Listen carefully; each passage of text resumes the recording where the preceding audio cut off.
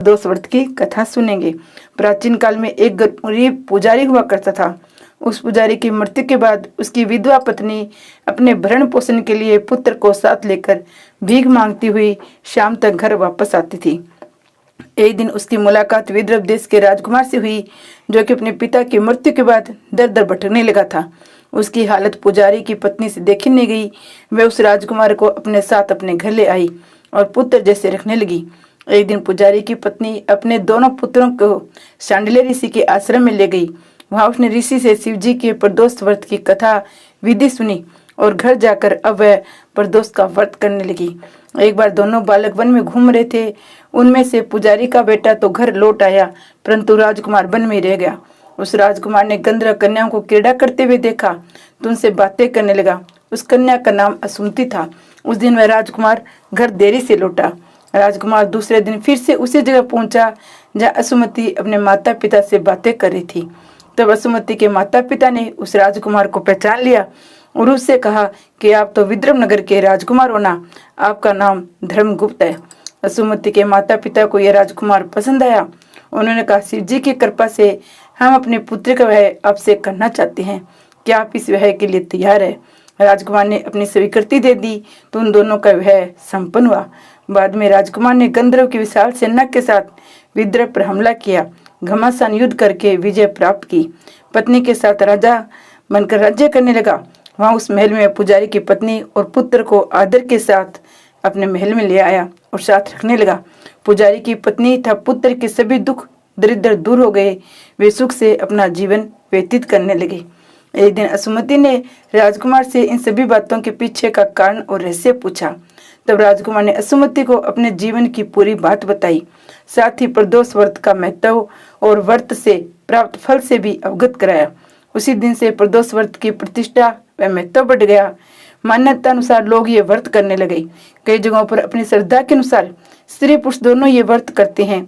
इस व्रत को करने से मनुष्य के सभी कष्ट और पाप नष्ट हो जाते हैं। मनुष्य को अभीष्ट फल की प्राप्ति होती है। हिंदू कैलेंडर की तिथियों के अनुसार 13वें दिन यानी त्रयोदशी के दिन प्रदोष व्रत होता है। ये तिथि हर महीने में 2 बार आती है, पहले शुक्ल पक्ष की और दूसरी कृष्ण पक्ष में। त्रयोदशी अथवा प्रदोष व्रत के दिन भगवान शिव शंकर की पूजा की जाती है। इस दिन शिव जी के साथ साथ माँ पार्वती, नंदी की भी पूजा करनी चाहिए। सपरिवार मंदिर में जाकर पूजा करें। धार्मिक ग्रंथों के अनुसार त्रयोदशी अर्थात प्रदोष व्रत करने से मनुष्य सदा सुखी रहता है। शिव का ध्यान करने से उसके सभी पाप धुल जाते हैं। शिव धाम की प्राप्ति होती है। प्रदोष व्रत करने के लिए निम्न समान पूजा में सामग्री रखनी चाहिए। सफेद पुष्प, सफेद फूलों की माला, आकड़े का फूल, सफेद मिठाइयाँ, सफेद चंदन, जल से भरा हुआ कलश, बेलपत्र, धतूरा, भांग, आरती के लिए थाली, कपूर, धूप, दीप और शुद्ध घी, गाय का हो तो अति उत्तम, सफेद वस्त्र, हवन सामग्री एवं आम की लकड़ी, ये पूजा के लिए सामग्रियां तैयार रखनी चाहिए। इस व्रत को करने से मनुष्य के संपूर्ण पापों का नाश होता है। इतना ही नहीं, सुहागिनों द्वारा इस व्रत के करने से उनका अखंड सुहाग बना रहता है। अगर कोई मनुष्य कारागार में हो तो इस व्रत के प्रभाव से छूट जाता है। ये प्रदोष व्रत का मंत्र है। अश्विन माह के ज्येष्ठ माह के कृष्ण पक्ष का प्रदोष व्रत 4 सितंबर मंगलवार को है। इस दिन शिव जी की पूजा करके पूरे दिन व्रत रखना चाहिए। प्रदोष व्रत हर महीने में दोनों पक्षों में एक एक आता है। इसे हर महीने की दोनों पक्षों की त्रयोदशी को करना चाहिए। वहीं उसके अगले दिन मासिक शिवरात्रि भी होती है। अब क्या तो शिवरात्रि और प्रदोष व्रत दोनों साथ है, तो इस व्रत की और भी महिमा बढ़ गई है। हर माह की कृष्ण पक्ष की चतुर्दशी तिथि को भी शिवरात्रि आ जाती है। तो अब क्या त्रयोदशी और शिव चतुर्दशी दोनों एक साथ होने से दोनों व्रत एक साथ ही रखे जाएंगे। हर महीने में प्रदोष और शिवरात्रि का व्रत भगवान शिव की कृपा प्राप्त करने के लिए किए जाते हैं। शिव पुराण के अनुसार शिवरात्रि पर भगवान शिव लिंग के रूप में प्रकट हुए थे। वहीं प्रदोष तिथि पर भगवान शिव मनुष्य लोक यानी पृथ्वी पर रहने के लिए आए थे। इस व्रत में भगवान महादेव की पूजा करते हैं।